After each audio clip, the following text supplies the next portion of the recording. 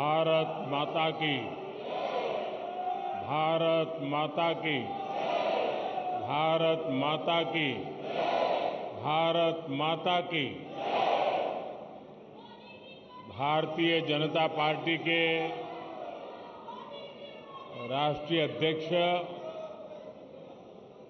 श्रीमान नड्डा जी, राजनाथ जी, अमित भाई और सभी साथी,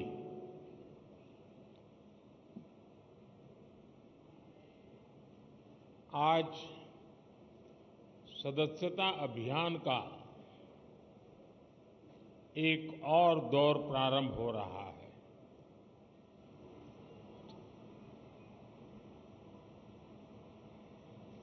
भारतीय जनसंघ से लेकर के अब तक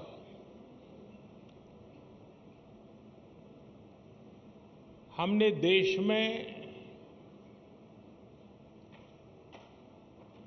एक नई राजनीतिक संस्कृति लाने का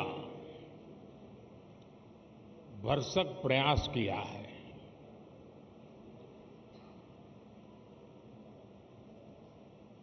जब तक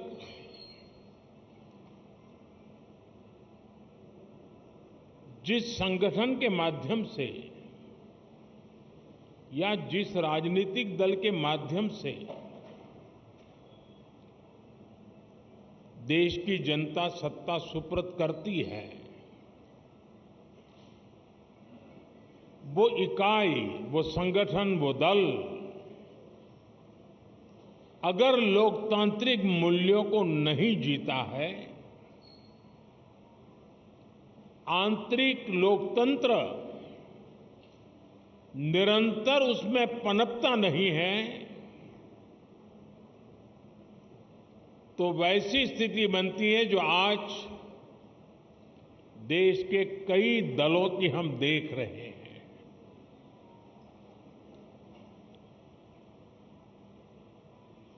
और जैसा अमित भाई ने कहा, हिंदुस्तान में एकमात्र यही दल है जो अपनी पार्टी के संविधान के अनुसार अक्षरशः लोकतांत्रिक प्रक्रियाओं को उसका पालन करते हुए अपने कार्य का विस्तार कर रहा है और जन सामान्य की आशा आकांक्षाओं पर खरा उतरने के लिए अपने आप को निरंतर योग्य बनाता रहता है। ये दल ऐसे ही यहां तक नहीं पहुंचा है, अनेकों पीढ़ियां खप गई हैं। वर्तमान पीढ़ी के अनेक कार्यकर्ता हैं जिनके नाम भी नहीं जानते होंगे। ऐसे लोगों ने अपना जीवन खपाया, तब जाकर के ये दल लोगों के दिलों में जगह बना पाया है।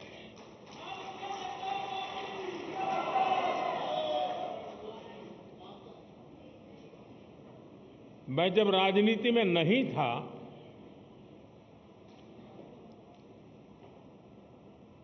उस जनसंघ के जमाने में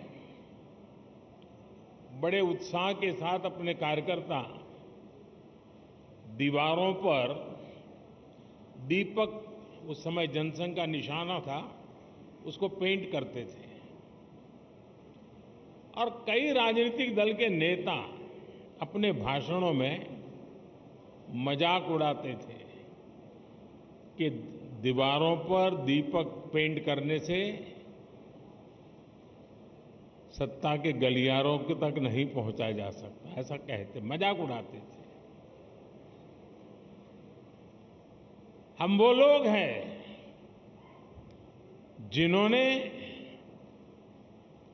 दीवारों पर कमल पेंट किया, लेकिन इतनी श्रद्धा से पेंट किया कि विश्वास था ये दीवारों पर पेंट किया हुआ कमल कभी न कभी तो दिलों पर भी पेंट हो जाएगा।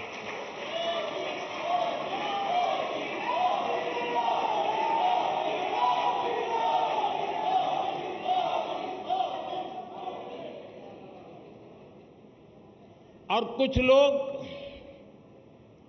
हमेशा हमारी मजाक उड़ाते रहे हैं। जब संसद में हमारे 2 सदस्य थे, तब भी इतना भद्दा मजाक हमारे लिए उड़ाया गया था। कुछ लोगों का चरित्र ही ऐसा होता है और उनको लगता है कि ऐसा करने से वो बड़े बन जाते हैं। लेकिन ऐसी सब प्रकार की आलोचनाओं को झेलते हुए जन सामान्य के कल्याण के लिए समर्पित होकर के नेशन फर्स्ट की भावना को जीते हुए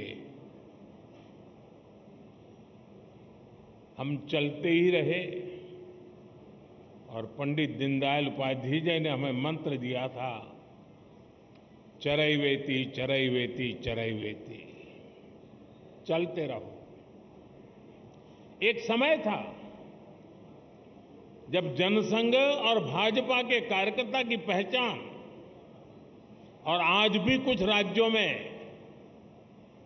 भारतीय जनता पार्टी उसी जीवन को जीते हैं और अपने आदर्शों के लिए जूझते हैं।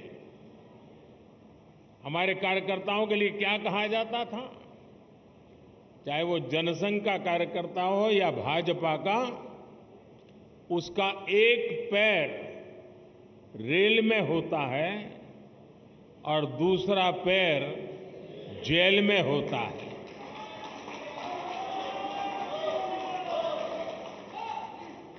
रेल में इसलिए कि भारतीय जनता पार्टी का कार्यकर्ता निरंतर भ्रमण करता था, प्रवास करता था, जहां भी उसको जाना होता वो दौड़ता रहता था और समाज की समस्याओं के समाधान के लिए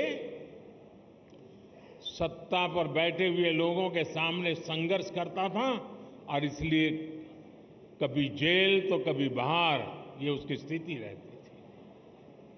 मुझे याद है, करीब 50 साल पहले की बात होगी,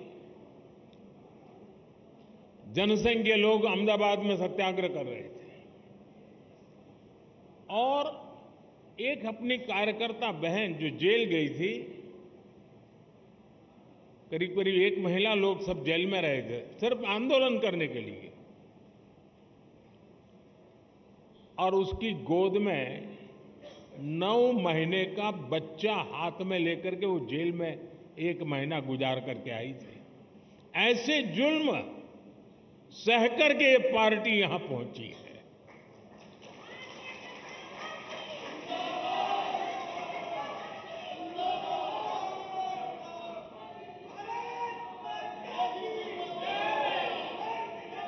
और ये जुल्म करने वाले लोग एक छोटे से जुलूस को भी स्वीकार करने को तैयार नहीं होते थे, जेल में बंद कर देते थे। सत्ता का नशा उतना था उनको। साथियों, मैंने सालों तक संगठन में ही काम किया है। मैं भी कभी इसी प्रकार की बैठकें लिया करता था, दौरा किया करता था, सदस्यता अभियान का हिसाब किताब किया करता था। और मेरी ट्रेनिंग इस काम के लिए प्रमुख रूप से हमारे माननीय सुंदर सिंह जी भंडारी जी ने की थी और वे इस विषय में बहुत आग्रही रहते थे। थोड़ा सा भी वो इधर उधर स्वीकार नहीं करते थे।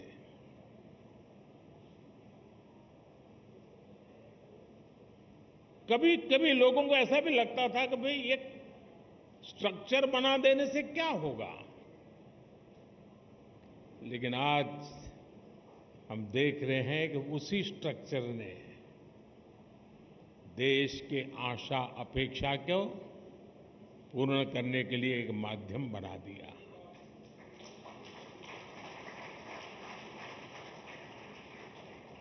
अब हम सदस्यता के लिए जाएंगे।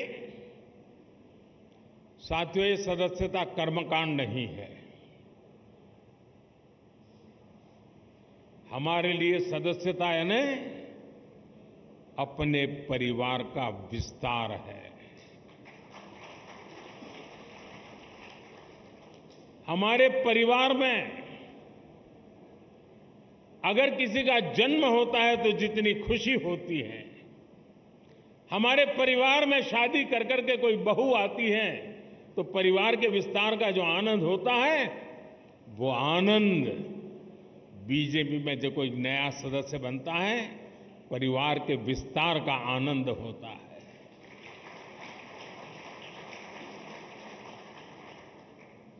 और इसलिए ये सदस्यता अभियान आंकड़ों का खेल नहीं दोस्तों। कितने नंबर हम पार कर जाएंगे ये नहीं है। ये सदस्यता अभियान एक पूर्ण रूप से वैचारिक आंदोलन भी है और भावनात्मक आंदोलन भी है। और हमने संगठन की गाड़ी को उस पटरी पर दौड़ाना है जिसमें वैचारिक धार भी हो और भावनाओं से भरपूर भी हो,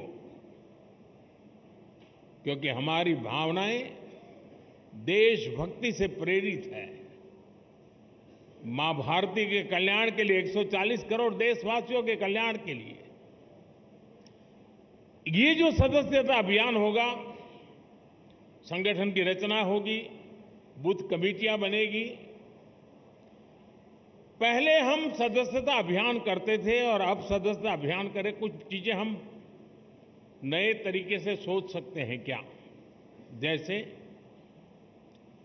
ये जो सदस्यता अभियान होगा,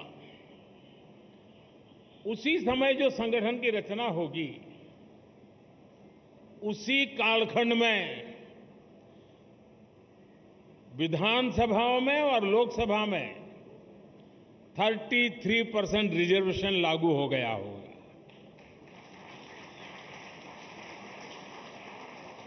महिलाओं के लिए अगर ये 33% रिजर्वेशन इसी कालखंड में आने वाला है, तो क्या मेरी सदस्यता अभियान में मैं ऐसे सभी लोगों को जोड़ूंगा जो मेरे पार्टी के इतने महत्वपूर्ण निर्णय में अधिकतम महिलाओं को विजयी बना करके एमएलए, एमपी बना सके।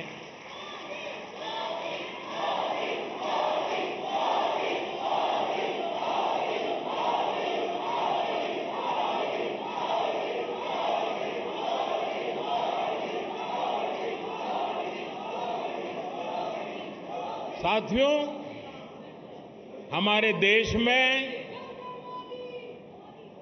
पूरे विश्व के लिए, खास करके ग्लोबल साउथ के देशों के लिए, डेवलपिंग कंट्रीज के लिए एक मॉडल रूप काम हमने किया है, और वो है एस्पिरेशनल डिस्ट्रिक्ट, एस्पिरेशनल ब्लॉक।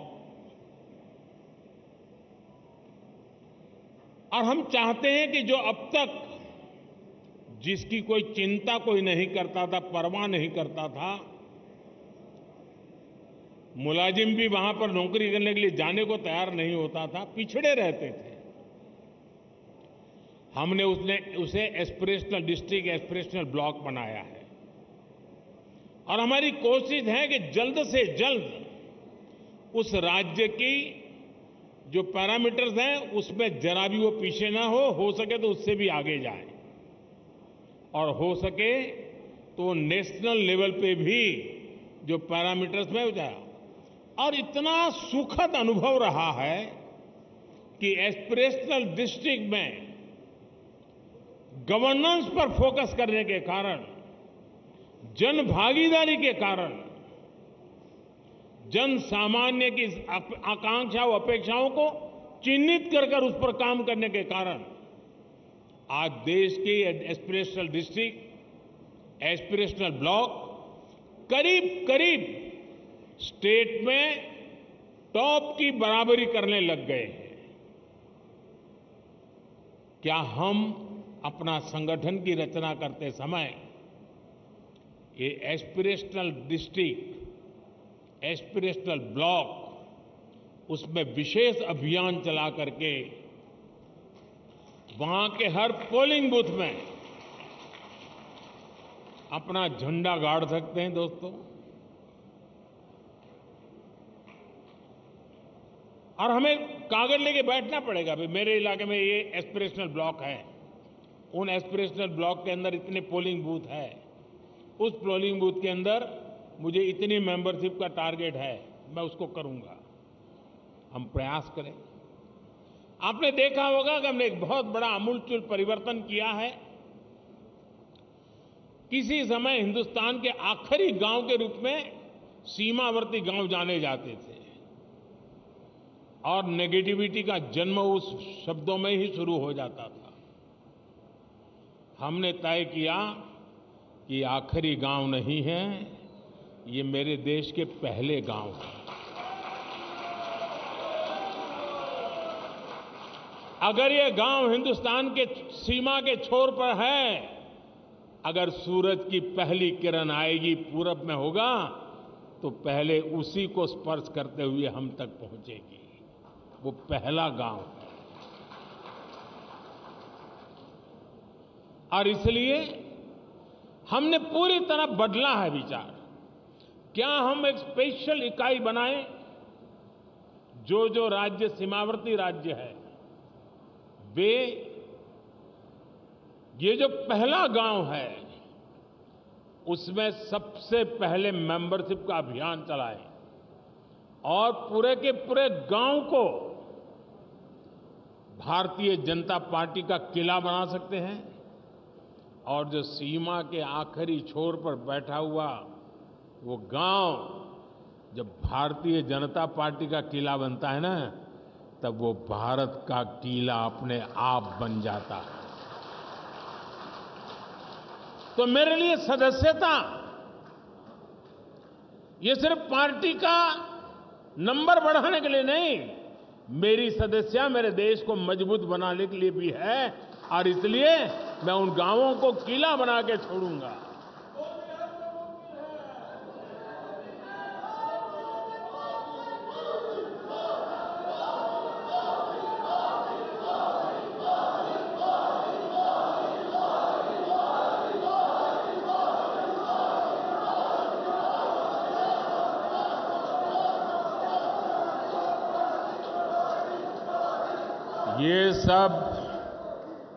ये सब मुमकिन है लाखों कार्यकर्ताओं के तपस्या के कारण।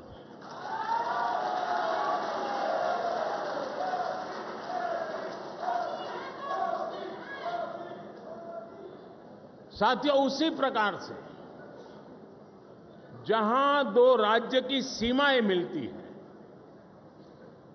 क्या अभी से प्लान कर सकते हैं कि उन दो राज्य की सीमा पर डेट निश्चित करके, मान लीजिए महाराष्ट्र और गुजरात की सीमाएं मिलती है, तो महाराष्ट्र के कार्यकर्ता उनकी सीमा पे आएंगे, गुजरात के कार्यकर्ता उस दिन उनकी सीमा पर जाएंगे और एक सीमा पर उनके गांव इसके गांव साथ मिलकर के मेंबरशिप बनाएंगे।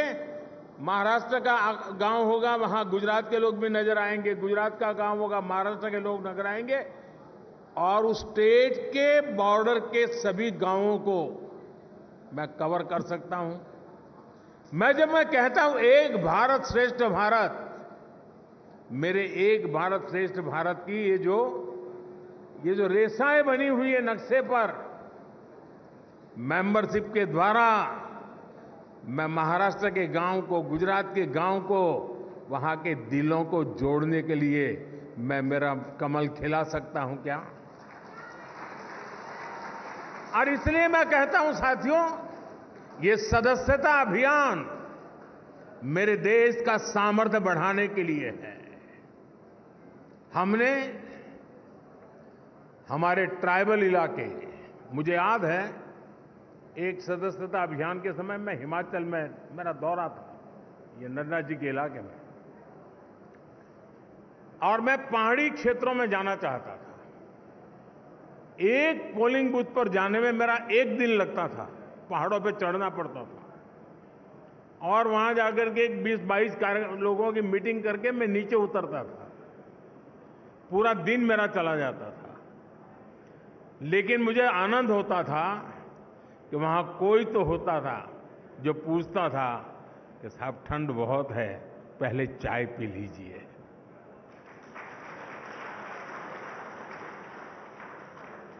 यानी किसी ने तो तपस्या की थी, किसी ने तो मेहनत की थी। क्या हम, हमारे जो ट्राइबल बेल्ट है उसमें दूर दराज के जो क्षेत्र हैं उसमें भी अभी जैसे आपने देखा होगा पीएम जनमन योजना शुरू की है। ये पीएम जनमन योजना हमारे आदिवासी क्षेत्रों में भी ऐसे ऐसे इलाके हैं, ऐसे ऐसे समूह हैं जहां व्यवस्थाएं इतने सालों के बाद भी पहुंच नहीं पाई थी। हमने पीएम जनमन योजना बना करके स्पेशल एफर्ट शुरू किया है। वो पॉलिटिकल वोट बैंक की ताकत नहीं है, क्योंकि बहुत छोटी संख्या में है, लेकिन साथियों अगर उंगली का नाखून भी पक जाता है ना तो पूरे शरीर में दर्द होता है। वो भी तो मेरा शरीर के हिस्से हैं। वो दुखी हो, वो दुखी हो, पीड़ित हो, मेरे देश में मुझे भी उसकी पीड़ा होती है। इस पीड़ा का अनुभव करते हैं तब जाकर के पीएम जनमन योजना जन्म लेती है। सरकार तो पहुंचेगी, रोड भी बन जाएंगे, बच्चों का स्कूल में एडमिशन भी हो जाएगा, लेकिन कमल कौन खिलाएगा?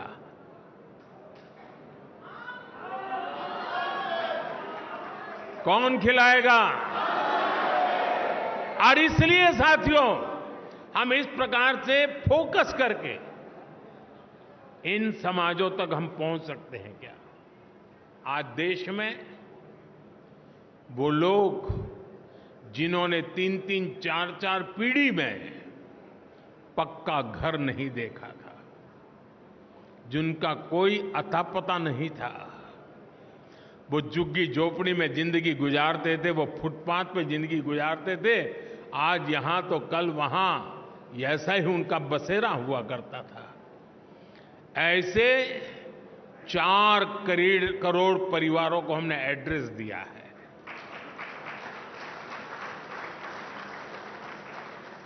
और जब जिंदगी में घर का पता तय हो जाता है ना, तो मंजिल का पता भी अपने आप बनने लग जाता है।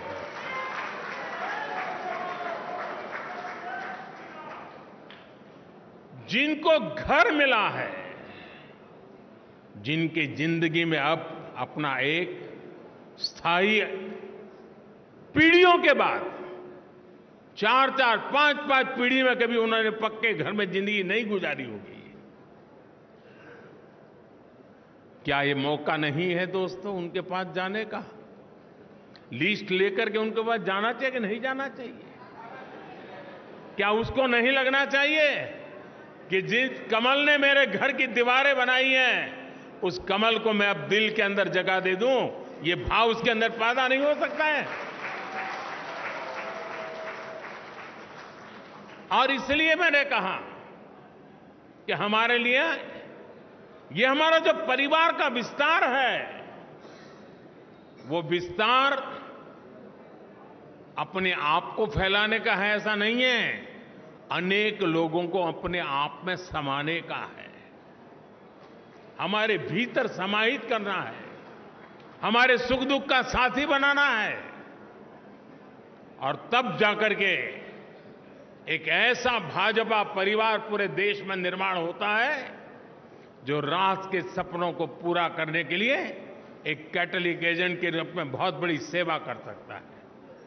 और इसलिए साथियों, इस सदस्यता अभियान को एक पवित्र कार्य मान करके हमने करना चाहिए। और जब कोई व्यक्ति सदस्य बनता है ना, जैसे कोई नया बच्चा स्कूल जाता है तो माँ बाप कैसा माहौल बनाते हैं, तिलक करेंगे, मिठाई खिलाएंगे, अच्छे कपड़े पहनाएंगे, उसी भाव से सदस्य बनना चाहिए। और मुझे अच्छा लगा, आज मुझे इस वातावरण में सदस्य बनने का मौका मिला। उत्सव के वातावरण में मैं सदस्य बन रहा हूं। हम भी सदस्यता अभियान को उत्सव में परिवर्तित करें। सामने वाला हमारे परिवार में जुड़ रहा है, मतलब हम बड़े गौरव अनुभव कर रहे हैं कि आप हमारे यहां आए। हमें ये भाव नहीं लाना चाहिए कि हमने उपकार किया है तुम्हें मेंबर बना के, नहीं। आपने देश हित के लिए आगे आए हैं, हमारे लिए गौरव की बात है। आप हमारे एक साथी बन गए हैं जीवन में, इससे हमें और क्या धन्यता चाहिए। साथियों, आज जो 18-20 साल की उम्र के लोग हैं, उन्होंने वो अखबार नहीं पढ़े हैं जिसकी हेडलाइन हुआ करती थी कि आज इतने लाख का घोटाला हो गया, आज इतने करोड़ का घोटाला हो गया, आज ये हो गया, ये हो गया, ये हो गया। आज जो 18-20 साल के बच्चे हैं, उन्होंने ये पढ़ा नहीं है। उन्हें पता नहीं है कि 10 साल 11 साल के पहले देश की हालत क्या थे। उसने एक नया हिंदुस्तान देखा है और इसलिए उसके सपने भी वहीं से शुरू हो जाते हैं, और तब जाकर के हमारी जिम्मेवारी अनेक गुना बढ़ जाती है। क्या हमारा दायित्व नहीं है कि 18 से 25 साल की एक पूरी पीढ़ी को टारगेट करके, प्लान करके भारतीय जनता पार्टी से जोड़ें, ताकि उनको भी पता चले कि उनके माता पिता ने कितने बुरे दिन देखे थे, उनके माता पिता कितनी मुसीबतों से गुजरते थे। एक टेलीफोन का कनेक्शन लेने के लिए उनको एमएलए एमपी के घर में चक्कर काटने पड़ते थे। एक गैस का कनेक्शन लेने के लिए उनको सालों तक इंतजार करना पड़ता था। कभी बिजली का कनेक्शन नहीं मिल पाता था, अंधेरे में जिंदगी गुजर जाती थी। बच्चों के लिए पढ़ाई का प्रबंध नहीं था। 18 से 25 साल के उन हमारे देश के बेटे बेटियों ने अपने मां बाप की मुसीबतों से गुजरते थे, जिंदगी जीते थे, उससे वो अनभिज्ञ है। भारतीय जनता पार्टी के कार्यकर्ता का काम है कि उसको भारतीय जनता पार्टी में हमारा मेंबर बना करके, साथी बना करके, उसे हम कहां से कहां देश को ले गए, ये आत्मविश्वास से भरने की जरूरत है। साथियों, 18 से 25 का उम्र का व्यक्ति मेरे लिए भाजपा के मतदाता जैसे सीमित स्वार्थी विचार से मैं उसकी चर्चा नहीं कर रहा। मेरे सामने 18-25 साल का उम्र का नौजवान, वो मेरे 2047 के सपने का सबसे बड़ी शक्ति का स्रोत है। 2047 में मेरा देश विकसित भारत बनेगा। आज जो 18, 20, 22, 25 साल का नौजवान है, वो उस समय 50 साल का हुआ होगा। उसकी जीवनी की सबसे ऊर्जावान समय देश विकसित भारत की यात्रा में होगा, उस समय उसकी जीवन की यात्रा चलती होगी, एक इतना बढ़िया संयोग होगा कि उसका सामर्थ्य हमें विकसित भारत बनाने के सपने पूरे करने में काम आएगा। और इसलिए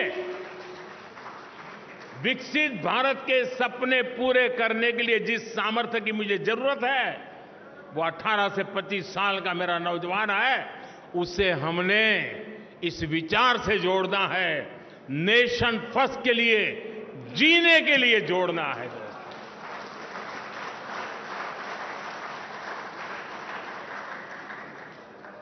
हम सिर्फ चुनावी मशीन नहीं है, हम वो खाद पानी है जो देशवासियों को सपनों को हम सींचा करते हैं। हम वो खाद पानी हैं जो अपने आप को खपा करके देश के सपनों को संकल्प और संकल्प को सिद्धि तक ले जाने की यात्रा में अपने आप को डुबो देते हैं जी। और इसलिए भारतीय जनता पार्टी का कार्यकर्ता चुनाव, कुछ लोगों ने कह दिया है मशीन, ये तो चुनावी मशीन है भाजपा के पास। इससे बड़ा भाजपा का कोई अपमान नहीं हो सकता है। अरे चुनाव जीतना ये तो मेरी पार्टी के कार्यकर्ताओं के निरंतर पुरुषार्थ और प्रयास के परिणाम एक बाय प्रोडक्ट है।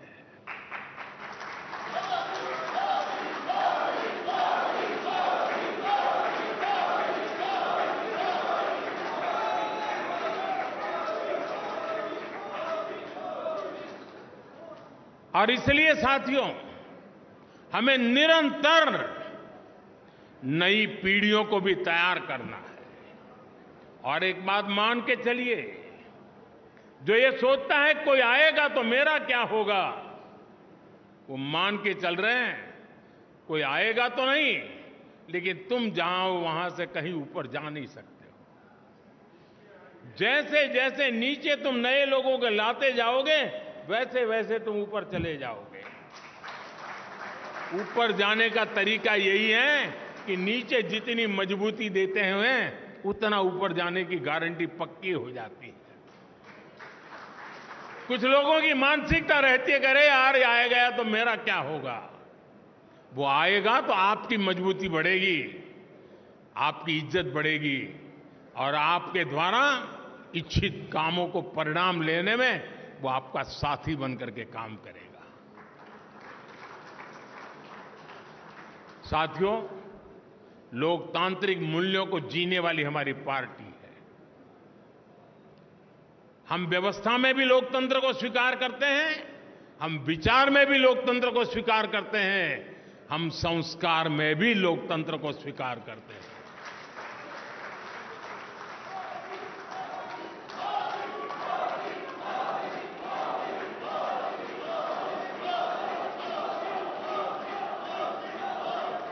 हमारा ये सदस्यता अभियान उस नई ऊंचाइयों को पार करने वाला बने, समाज के अधिकतम लोग के, मैं तो शुरू यही चाहूंगा आप अपने इलाके में कि जिस पोलिंग बूथ में सी ग्रेड का पोलिंग बूथ मानते हैं ना, सदस्यता अभियान वहीं से शुरू करो। जिसे आप पिछले 2-3 चुनाव में जिसको सी ग्रेड का पोलिंग बूथ मानते हैं, जहां पर आपको मिनिमम वोट मिले हैं, सदस्यता अभियान वहीं शुरू करना चाहिए। दोस्तों, चुनौती को चुनौती देना ये तो भारतीय जनता पार्टी की रगों में है।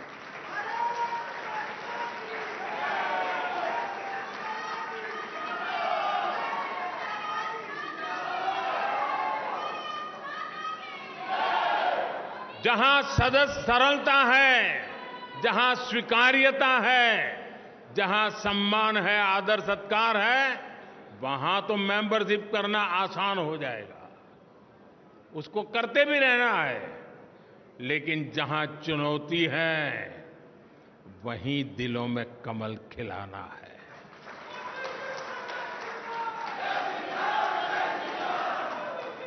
और हमारी कसौटी इसी में है साथियों। आज देश के गरीब का सबसे अधिक विश्वास हमारी नीतियों में है, हमारे निर्णयों में है, हमने लिए हुए रास्ते से मिले परिणामों में है। और इसलिए हमें उस सामर्थ्य के साथ आगे बढ़ना है। मुझे पक्का विश्वास है नड्डा जी के नेतृत्व में पार्टी की संगठन की शक्ति पूरी तरह लगी है, तब ये सदस्यता अभियान पुराने सारे रिकॉर्ड तोड़ेगी। ये सदस्यता अभियान अनेक नए बूथों तक पहुंचेगी। ये सदस्यता अभियान देश के सबसे पहले गांव है, वहां पर भाजपा का झंडा हम यहां से देख सके ऐसे बनेगी। इसी एक अपेक्षा के साथ आप सबको मेरी बहुत बहुत शुभकामनाएं।